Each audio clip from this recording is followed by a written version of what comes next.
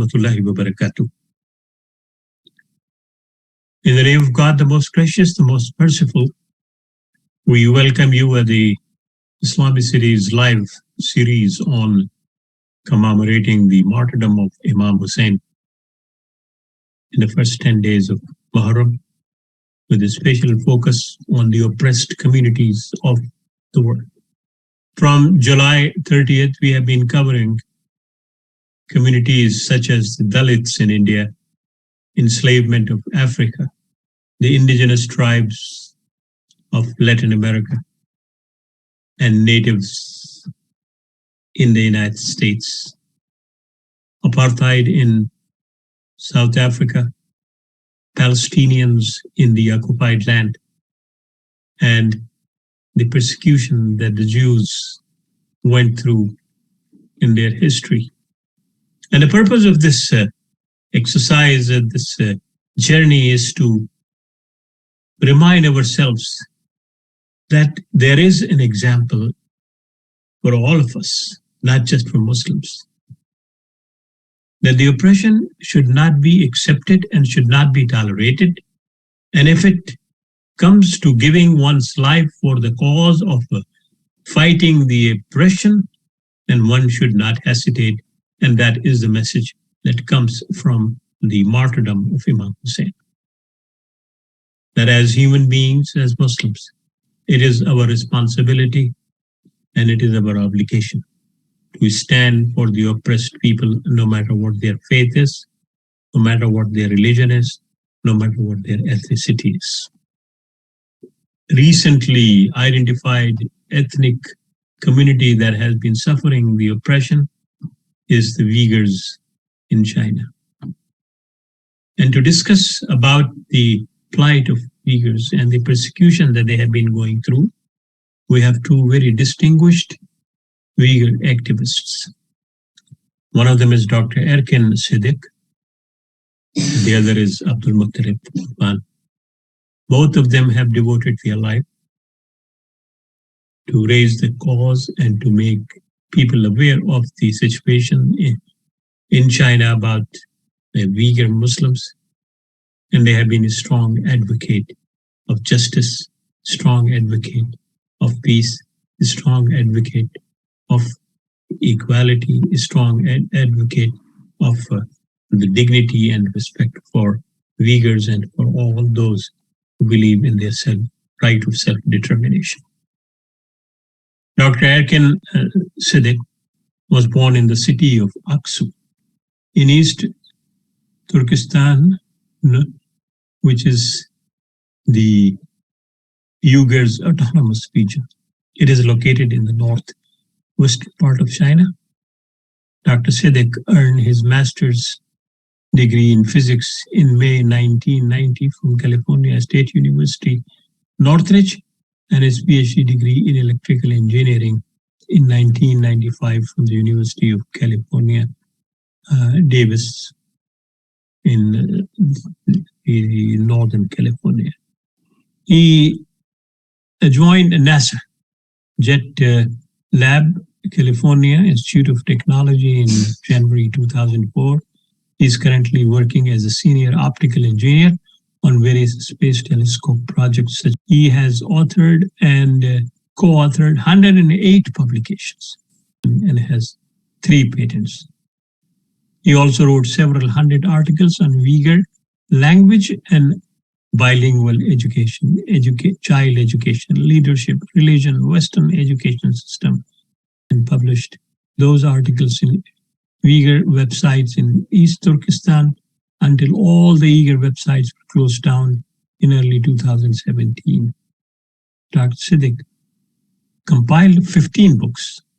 He printed 7 of them and distributed them for free as a charity and as making people aware of the situation in China. He published the remaining 8 books in PDF form starting from early 2018, and he spends most of the time he's not in his lab giving lectures in the US and around the world on the current Uyghur tragedies and Chinese government's genocide of Uyghurs in both Uyghur language and in English.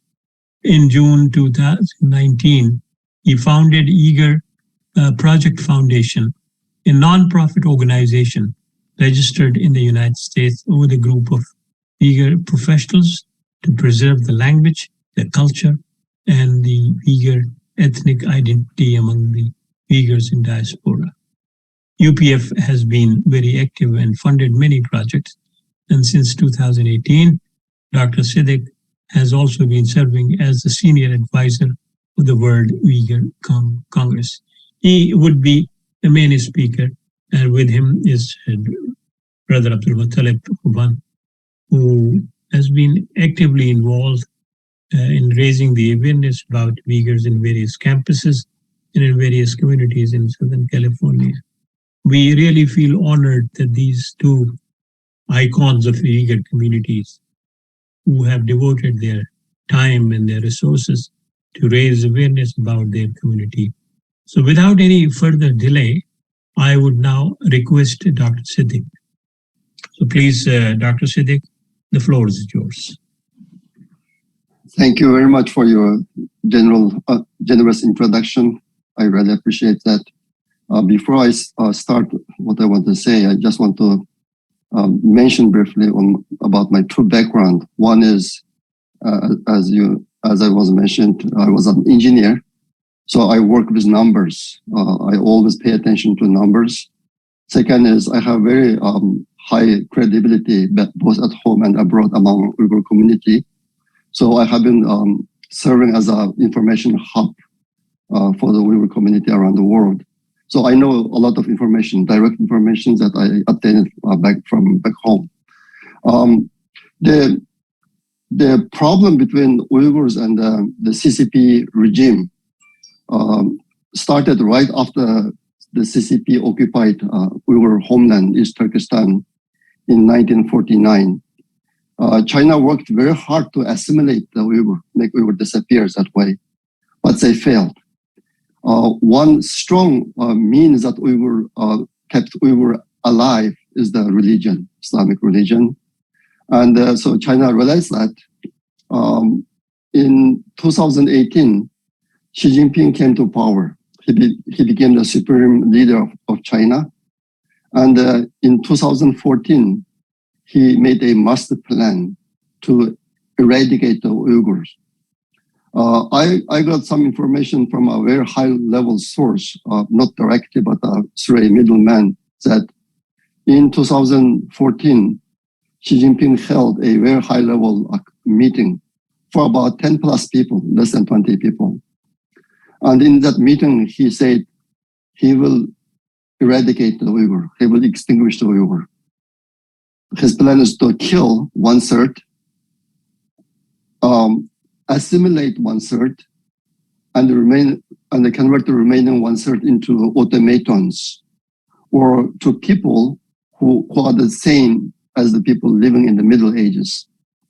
This is Xi Jinping's plan in 2014. And the execution of this plan intensified in 2017. Actually, if you look carefully about some on some research reports, you will notice that building of the concentration camps in large scale started in 2014. And the arrest of the people in large scale started in 2017. In the end of the 2017, I met a person, Han Chinese person, scholar from back home, directly. And he told me he attended a meeting, a secret meeting for Han Chinese. And in that meeting, the leader mentioned that in 2017 alone, by October 2017, the Chinese government arrested more than 800,000 people in 10 months. More than 800,000. Right after that, I contacted Human Rights Watch and talked to a researcher. We had many communications. And in January of 2018, the Human Rights Watch published a report.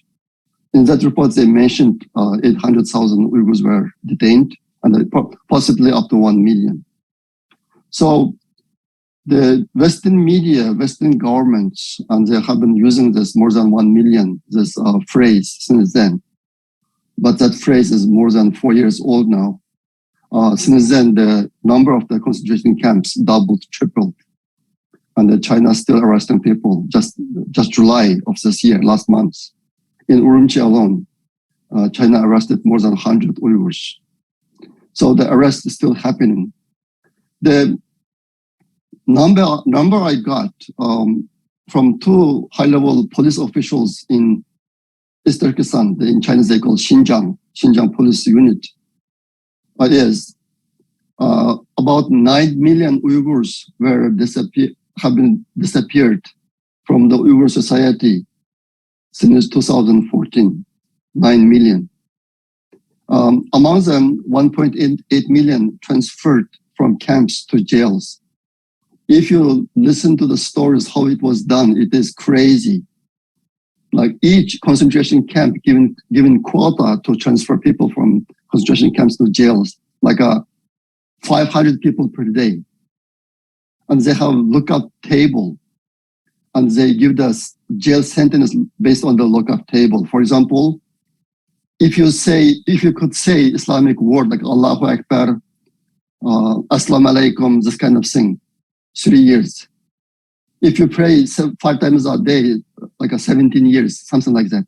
They made a lookup table and arrested people like that, transferred people from concentration camp to jails. They moved 2.1 million Uyghur people from East Turkestan to other part of China, Han provinces. And not to keep them alive. Imagine if you want to keep the 2.1 million Uyghur people alive, you don't transfer them from East Turkestan to other part of China. You just kill them. And that's how it was done in the history in the other part of the world. But China learned a very good lesson during executing the Falun Gong practitioners starting 1999 in the era of Jiang Zemin.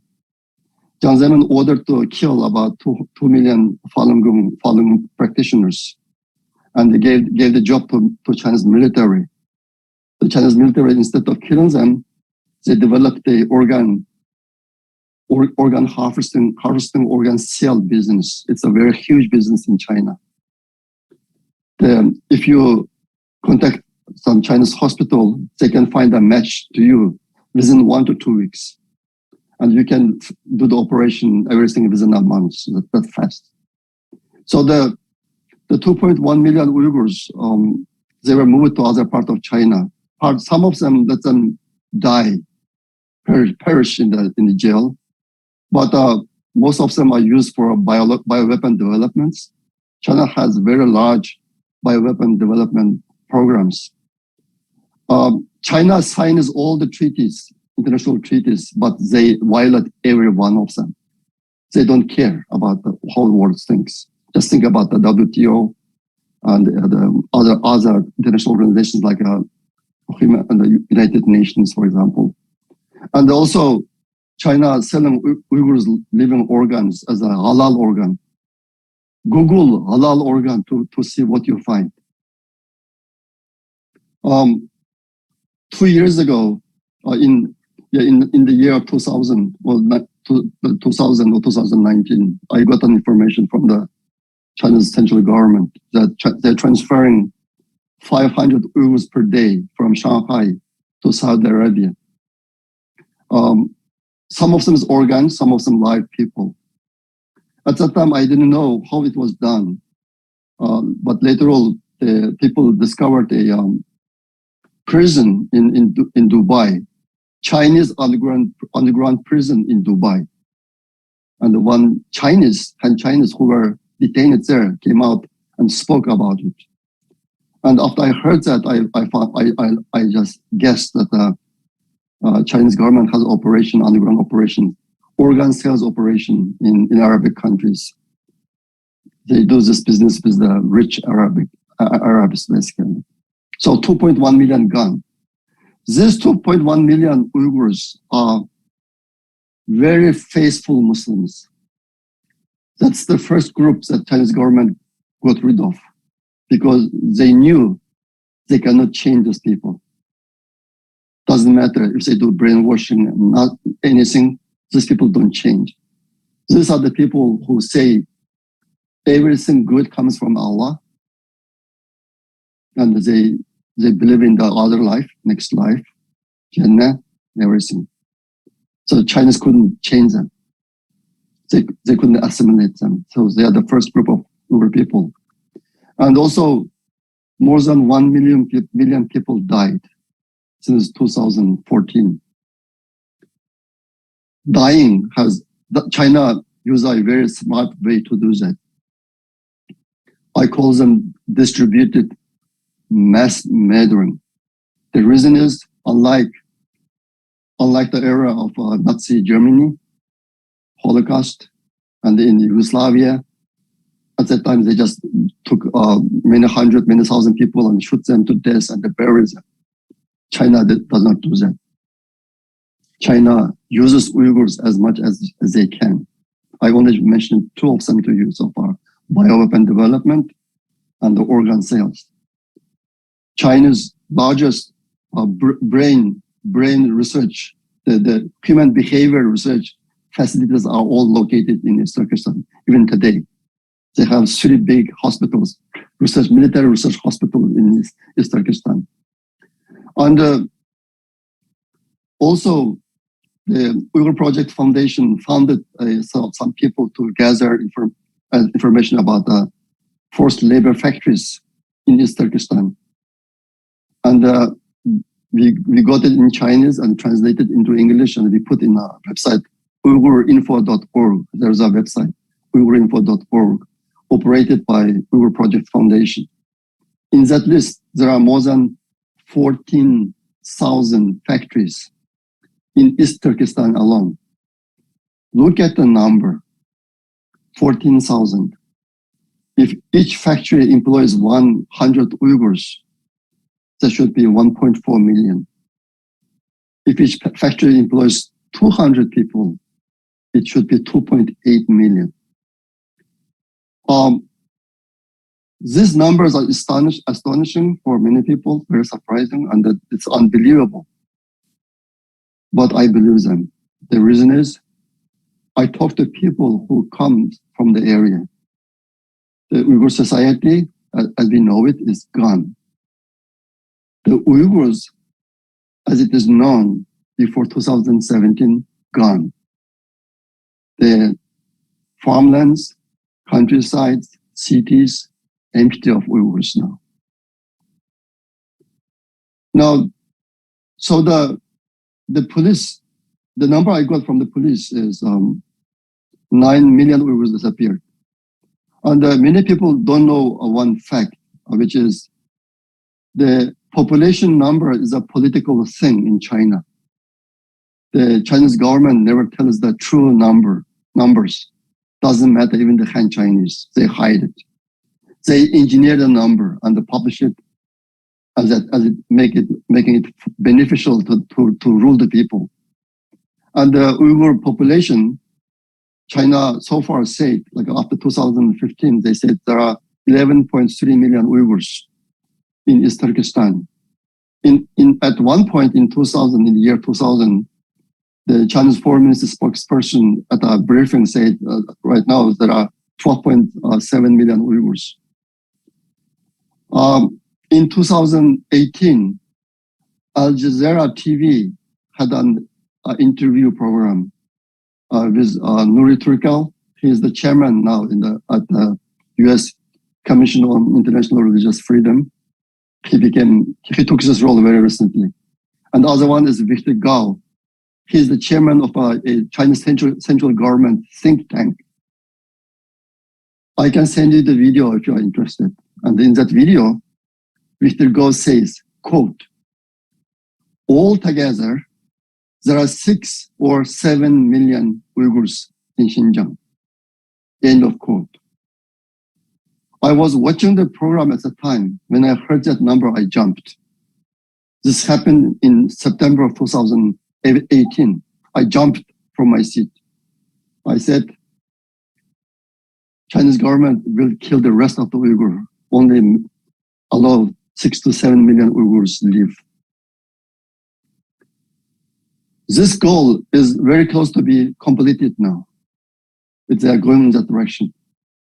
If I just add the 1.8 million that transferred from the camps to jails, 2.1 million transferred from camps to other part of China, 1 million died, and the forced labor workers, Uyghur workers, if you add them up, it's easily exceed 9 million.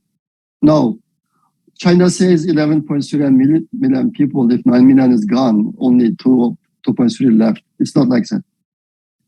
The Uyghur population number that has been published by Chinese government is fake. There is a video in which the retired U.S. Army Colonel Lawrence Wilkerson speaks in Hudson Institute in D.C. in 2018. He took a very high role, like a advisor to president, or even at CIA, very high profile person. In that speech, he says, there are about 20 million Uyghurs in Xinjiang. I believe this number because I did some calculation myself based on the published natural growth rate in China. And also I talked to many high-level intellectuals. How many Uyghurs are there in Xinjiang, in East Turkestan? The number I got is 20 million. US gets this kind of number very accurately because it's used for strategic planning. For US, there's no any benefit to change the number of the Uyghur population. So the 20 million, the 9 million disappeared from the Uyghur society. The people in the jail, in the concentration camp, and in the forced labor factories, the condition is extremely harsh. One time, one police delegate came abroad, among which my friend had a friend, and he asked me what question he should ask. I said, ask them the condition of the concentration camps. You have never seen the video or picture of the concentration camps. There's a report by Peter Winter.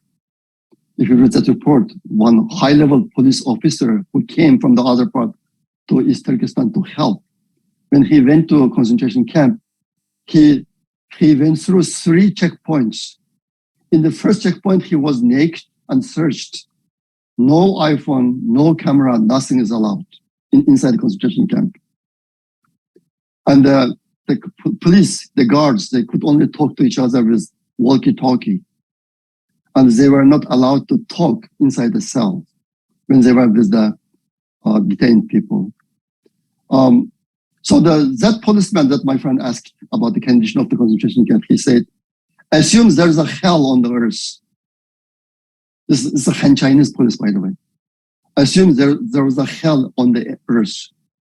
The condition in the concentration camp is at least 100 times worse than the hell. If you live in a condition like that, how do you survive?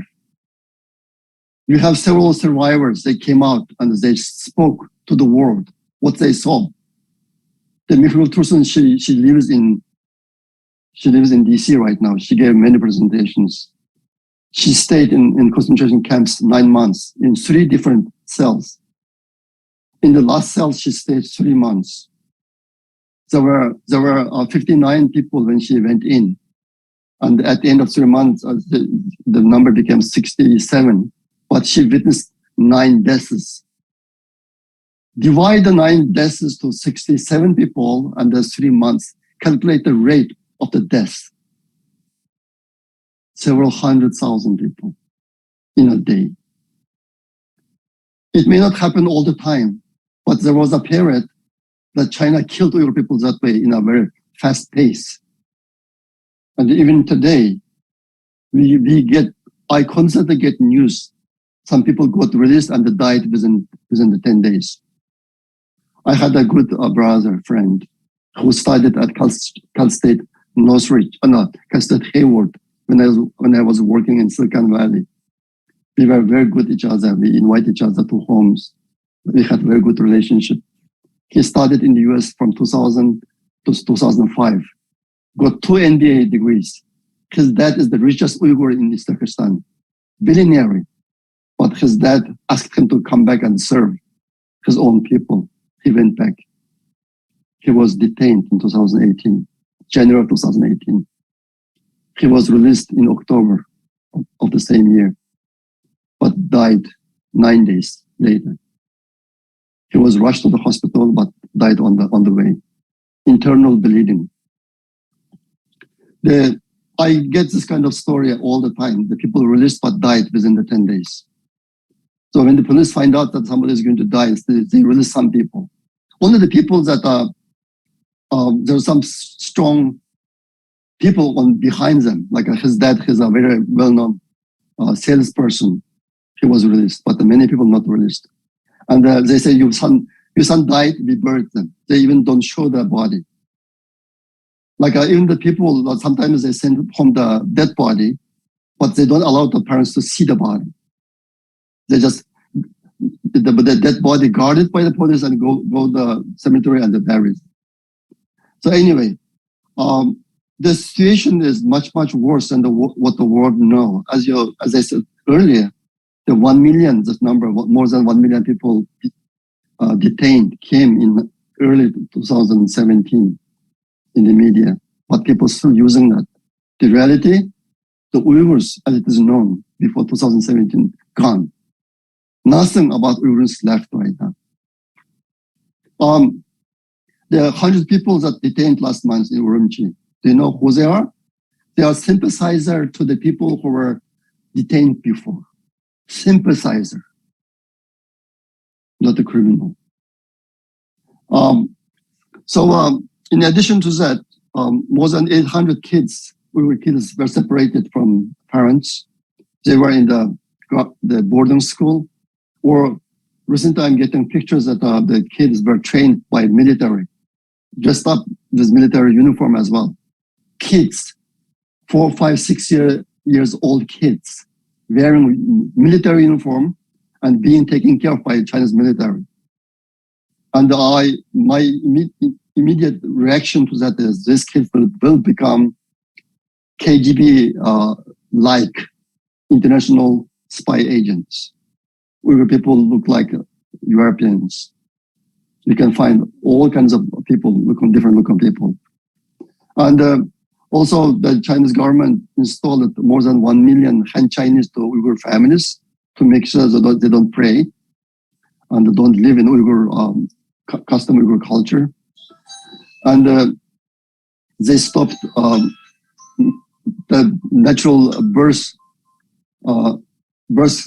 They stopped the natural birth, so we don't give birth anymore to kids. It stopped completely. And I think you have heard some news about that. So that's the current situation.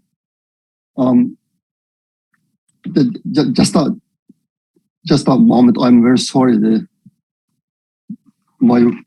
Just a moment. I come back in 1 minute. So, in the meantime, Dr. Walji, what do you make of what is being described here? Your short comments before. Right now, I'm going to tell you why that happened. So now I'm going to tell you why that happens. So there are 7 major regions that why China decided to eradicate the Uyghur people. The one big lesson they learned is from the Soviet Union. The Soviet Union kept minority races intact. So that's part of the reason that the Soviet Union collapsed in 1990. So this is the number one lesson Chinese learned, that they cannot leave native people, different races alive. That's a danger. One day it may split the China and become independent. That's number one. Number two, you have heard the Belt Road projects China initiated. They have 3 major land routes for this project. One of them starts from Xi'an and passes through East Turkestan. Other two starts in East Turkestan. One goes to Pakistan, the Gwadar port, and other one goes through Central Asia and go to Europe. So for this project to be successful, China needed a very stable environment. And the Uyghurs have been always a headache to Chinese government. As I said earlier, they tried almost 70 years to assimilate Uyghur people, but they couldn't. And the strong factor is the Islamic religion. So this is number two reason, Belt and Road Initiative, the needs of this initiative. Number three is about Chinese government's concern about war between the US and China. The China's National Defense University has a professor, Dai Xu, his name is Dai Xu. He did a field survey in East Turkestan from 2009 to 2011, 2 years. He went to all the parts of East Turkestan. And after he came back, he gave a report in Beijing. I think, brother, I think we need to wrap it up, and we need to have some time for questions. So, okay. Number three is the concern about the war. So that person says, if one day US and China go to war, China can easily arm 300 to 500 Uyghur young men, and this man will fight with the US troops against China. And he said, I will use all of my power to solve this problem. So what they doing right now is the solution of the problem.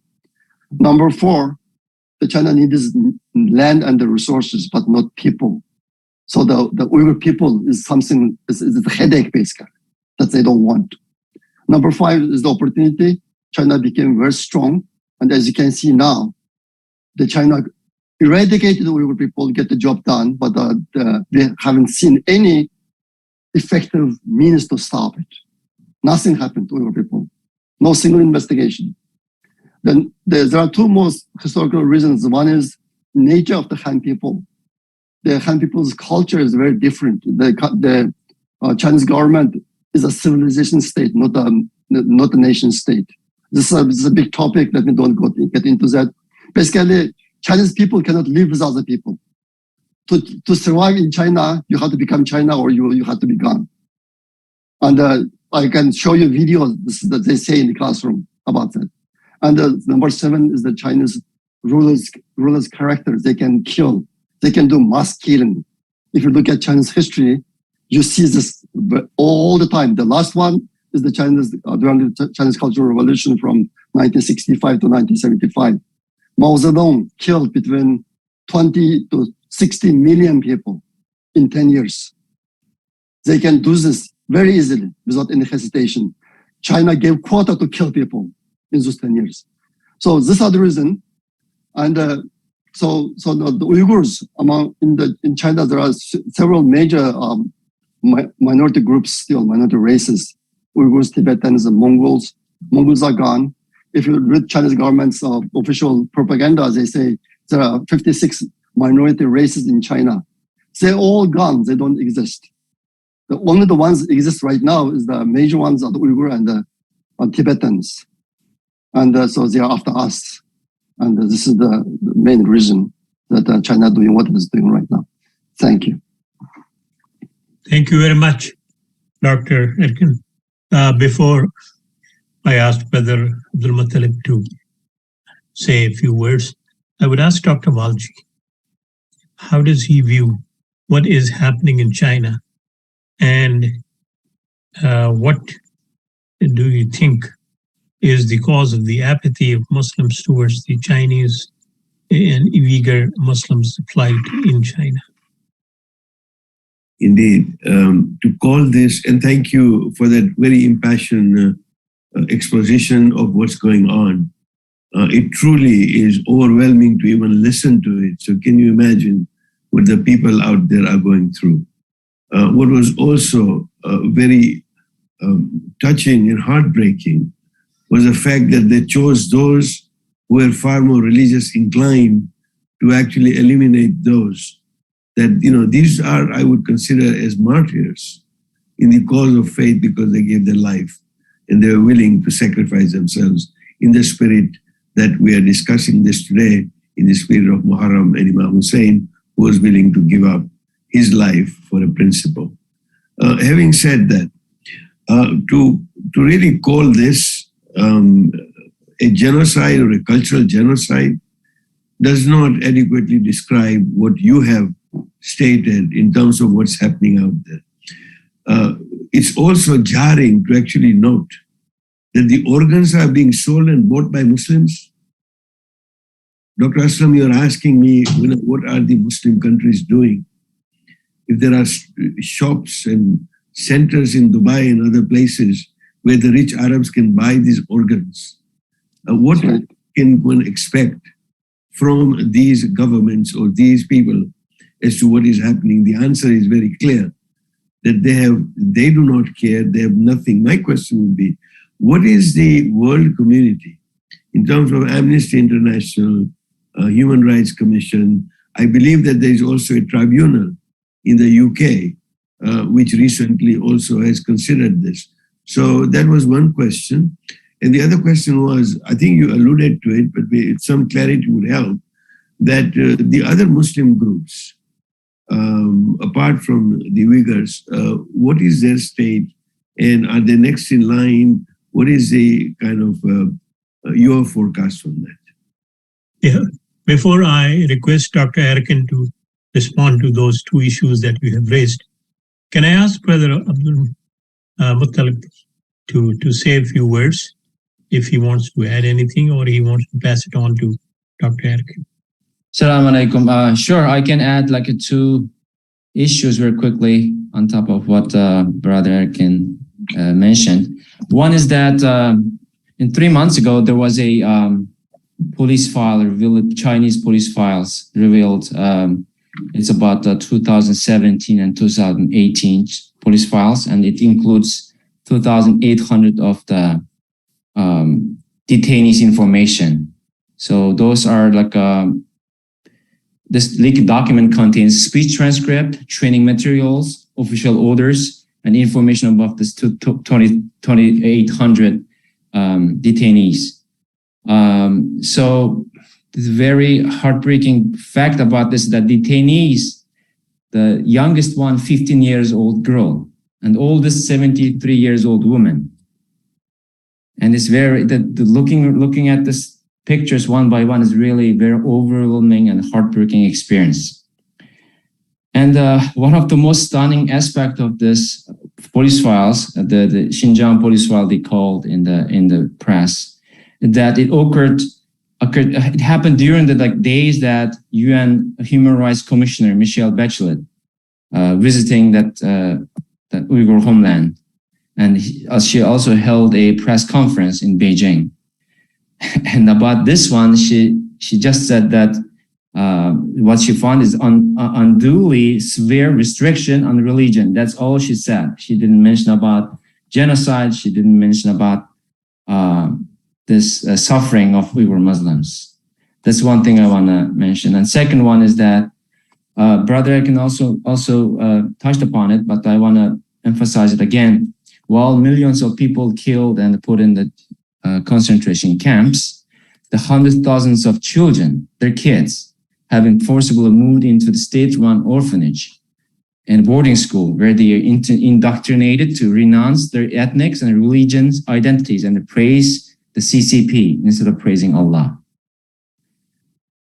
So the 2019 report says that there's at least 880,000 children had been placed in boarding schools, and the number, I think, definitely will beyond the millions by now. Yeah, that's another aspect that the key people didn't realize, not seeing. We heard about people being killed, being put in the concentration camp, but the families are separated and the kids also victims of this genocide. Thank you. That's what Thank you very much, Brother Abdul Mutellip. Dr. Erkin, you heard Dr. Walji raise two issues pertaining to genocide. Your Yes. comments on that, and then before we move any further. Okay. The first question about what the world community did about the Uyghur genocide. Earlier I mentioned that nothing effective has been done. The UN is useless. There was one report completed in the UN, Human Rights High Commissioner, in September of 2021, last year. It hasn't been published yet. I don't know if you heard it or not, and even China right now are putting pressure not to publish it. That report is about Uyghurs' human rights situation. This is the UN. UN is useless. And the European Parliament, they are working hard on some fronts, but nothing substantial has been taken. There are many European countries still have very good relationship with China, economic relationship, so they are not doing anything. And the Muslim world and the Turkic world did the opposite. They have been standing with China. Not only they are, the Islam we learned is that when one oppressor oppresses Muslims, other Muslims should stand with Muslims and fight against the oppressor. We have been seeing the opposite, and this very seriously damaged Islamic world's credibility and reputation, because other people are watching. What you stand for? What Islamic principle? Do you have any principle or not? Right now, the people who are shouting loudly and trying to help the most are the Christians, Christian countries. The Muslim countries not only not mention to help us, but they even don't bother to keep silent, but praising China. I just posted one report yesterday on my Twitter account, which says one Muslim envoys went to Xinjiang and praised CCP China, how well they did the work, kind of things. This is the situation we are seeing right now, and the China taking advantage of that, and the Uyghur people are alone in this regard in the Muslim world. Nobody took any real action, or even don't say condemn, even they don't keep silent, but praising China all along. This is the situation. And this is a huge loss to the Islam, to the Islamic world. I don't know how I describe this. I cry in my heart every day. I have 3 siblings back home. I have several hundred relatives. I don't know how many alive, how many dead. And this 20 million Muslims, maybe not that big number to other part of the Muslim world, but it is everything for us. I told you just one death. My middle teacher, literature teacher, he died in a concentration camp at the age 78. And there was another person whose name is Erkin Sidick. Because his name is Erkin Sidick, he was killed too. The police mistaken him with me. And the other people explained that he's not Erkin Sidick in NASA in America, but they still killed him, tortured him to death. This is the situation. I don't know what else I can say. The whole Uyghur nation are crying helplessly. This is our situation right now. And as to the other Muslim, who is the major Muslims, in China's government's statistics, the Hui Muslims have about 15 million population, 15 million population, and Uyghurs 11 million. The Hui population are distributed all over the China. They don't have their own land. And so they don't have any issue about independence. So the China didn't touch them until very recently, but now they are demolishing the mosques as well, and forbidding the Huis from practicing Islam. China is after them also right now. That's the situation. You know, everyone who has a conscience, everyone who has a throbbing heart, certainly feel the pain and sufferings of the Uyghurs, and certainly the average ordinary Muslims all over the world. At least they have in their prayers the Uyghur people and their welfare and well-being. But prayers alone would not resolve the issue. Certain actions need to be taken. And in that particular respect, you know, Dr. Erkin, that the Muslim community in the United States is growing. There are approximately more than 3 million Muslims, and they come from different ethnicities and different cultures. What do you think that this Muslim community should do to raise the awareness within its own community and amongst others about the Uyghurs? Because I rarely hear people talking about Uyghur plight and Uyghur Muslims in public forums and in other places. Only on special occasions you hear about them, but unless there is a public awareness, things are not going to change. And before you respond to that, Dr. Balji, what do you think the Muslim coming from the Shia and the Sunni community do to raise this kind of issue, even in the context of the sacrifice of Muhammad? Indeed. This is a matter that each of us, we need to take this up and ensure, like we're doing right now at Islamicity, that this message is carried so that we hold our Muslim leaders in the United States accountable to make sure that this issue also becomes a major issue of discussion in the Muslim communities.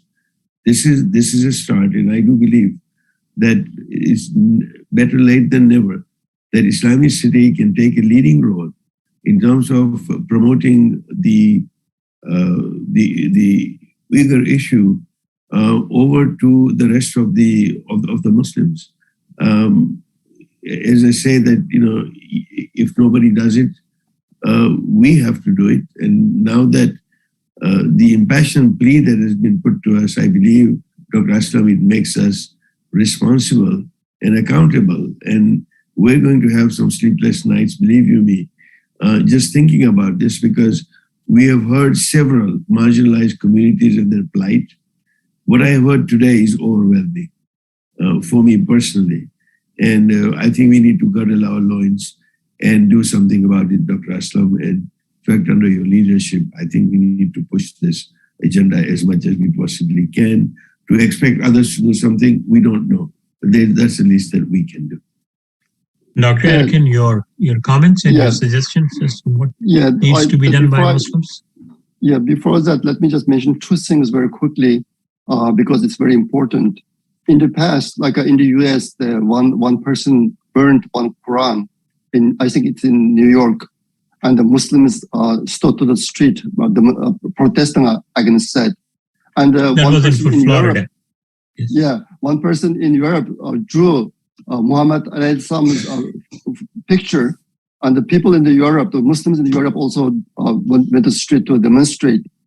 You see, one of the camp survivor recently during the Uyghur tribunal testified that the guard threw Quran into a bucket used as a toilet inside the concentration camp, and forced the camp detainees to poop on it. That lady is alive. She's in the US. And I haven't posted this on the Twitter. And the China right now saying, cynicizing the Islam.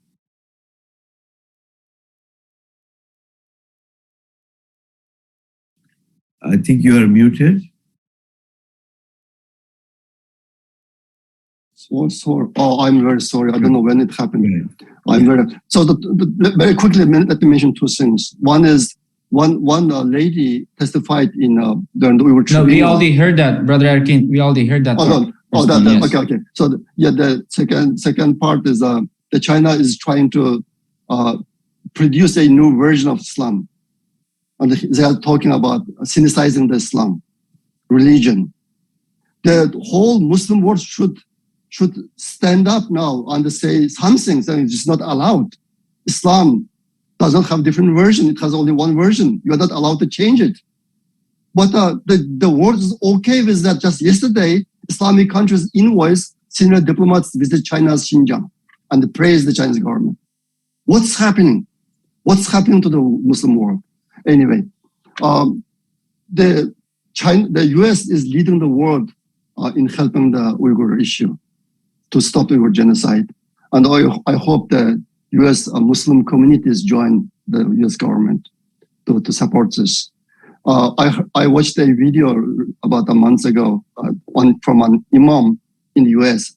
He's a very, he has many tens of thousands of followers, and he says the Uyghur genocide is a scam made up by CIA. It does not exist. That imam is in the US. And I don't know what to do when I see that. I met several imams. I'm a very good friend with Abdul Malik, Dr. Abdul Malik, and I am available to go anywhere to speak. If you need help, I can always be available. I can travel, do presentations. So I'm always available for you. Thank you. Thank you. I think you said it rightly, that if the US government is involved in this issue, then the Muslims must strengthen the voice of the United States and must raise the issue within their masajid, within their local communities, and within the interfaith communities. And certainly this crime that is being committed by the communist China should not be taken silently. It is the obligation of Muslims.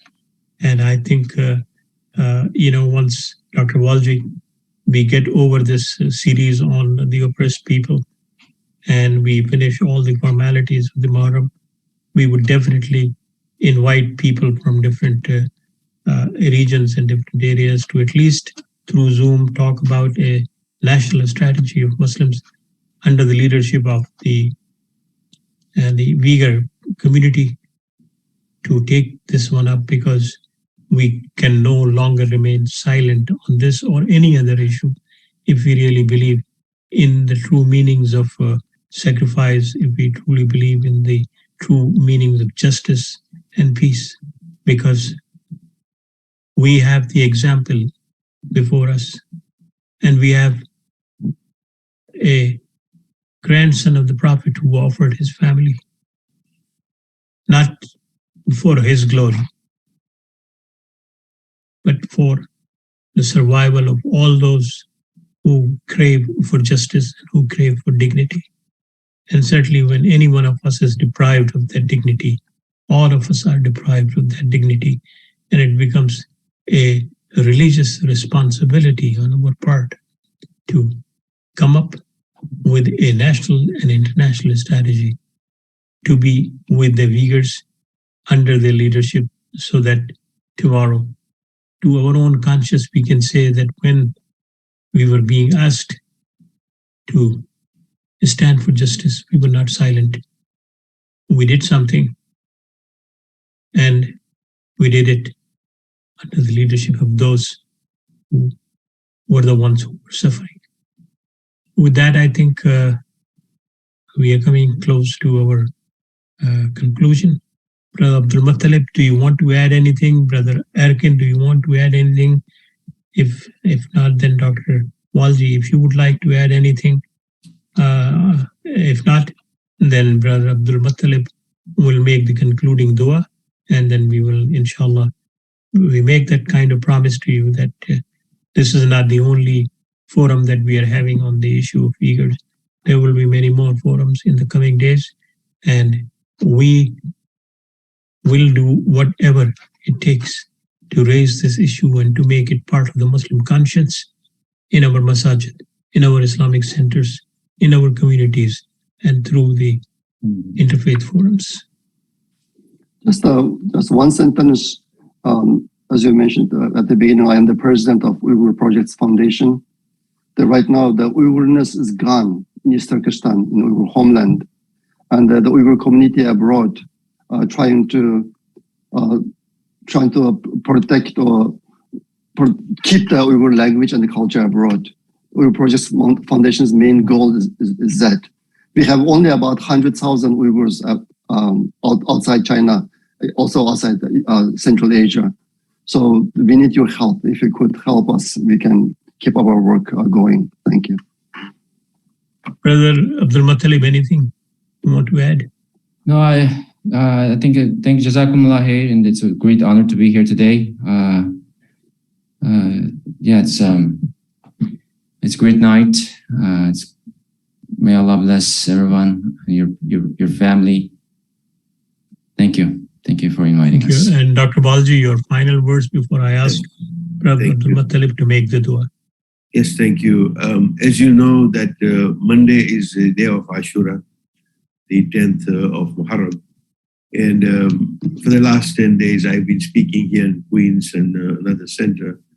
The work begins tomorrow. Inshallah, I have one more opportunity to address the congregation in Queens in New York at one of the largest centers, which is the Al-Khoi Center. And also tomorrow I have an opportunity to address a julus, a procession in Manhattan. And I will most certainly bring up this plight, and whatever little time that's been available, I will use part of it to heighten the cause of the Uyghur people. That's where the work starts, at least on a personal basis. Thank you so much. It means Thank you very a lot much, to Brother us. Abdul Muttalib. Please go ahead with the dua. And we would definitely like to hear the dua, first few sentences in your language, Uyghur. And then, of course, you can say it in Arabic or in English, whatever, but we would like to hear it in Uyghur also. Bismillahirrahmanirrahim. Alhamdulillahi Rabbil Alamin wal aqibatul muttaqin wa salatu ala sayyidina Muhammad ashabil ajmain. Allah bizning vatanimizdagi qarindoshlarimiz o'z bilan saqlagan, jafo chekayotgan, azob chekayotgan qarindoshlarimizni ozodlikqa erishtirgan, duolarimizni qabul qilgan, gunohlarimizni affetgan. May Allah bless who are suffering across the world. May Allah have mercy on the oppressed, the ones in tribulation, the ones that innocent victims of the genocide, the Uyghur Muslims, the Rohingyas, the Syrians, Yemenis, Kashmir Muslims, Palestinians, anywhere that people are suffering and need for help, need for dua. May Allah bless them all, hear them and accept them duas, make their trial easy. May Allah grant them freedom. May Allah unite the families. May Allah bless the brothers and sisters today joined us. May bless their family, their kids. Jazakumullah khair. Ameen. Allahu Akbar. Thank you very much. Tomorrow we have discussion on Rohingyas and the attempted genocide against Muslims. We realize that we did not cover all the oppressed communities of the world, let alone the Muslim communities. We did not cover the Kashmir. We did not cover the Syrians. We did not cover Afghans. And we did not cover many of those communities like Berbers and the North African tribes and all other things. That does not mean that we ignored them. What it means that we had the limited resources and we used to the best of our capacity to make sure that at least we make the beginning. But this series would continue even after the passage of Muharram, because the suffering have been going on for the last several thousand years. And on top of the list are the issues that, one of the issues that was brought up today. And we pledge to Allah subhanahu wa ta'ala that we would not remain silent on the sufferings of the Uyghurs. They are our brothers. We are from them, they are from us. And definitely we would work together to ensure that whatever we could help save, we would do our best in that respect. You should not feel that you are alone. Brother Abdul Muttalib and Brother Erkin, Dr. Balji's community, which is a worldwide community of Khojas, is with you. Islamicity's over 1 million viewers are with you on this particular issue. And the Muslims in general, those who are powerless people, they are with you. And inshallah, one day together we will make the change in the conditions of those people who have been part of this suffering and oppressed communities. With that, Assalamu alaikum wa rahmatullahi wa barakatuh. Thank you very much once again, Brother Erkin and Brother Abdul Muttalib, for your valuable time, and we feel honored by your presence. Dr. Walji, anything else? Thank you very much. Wassalamu alaikum wa rahmatullahi.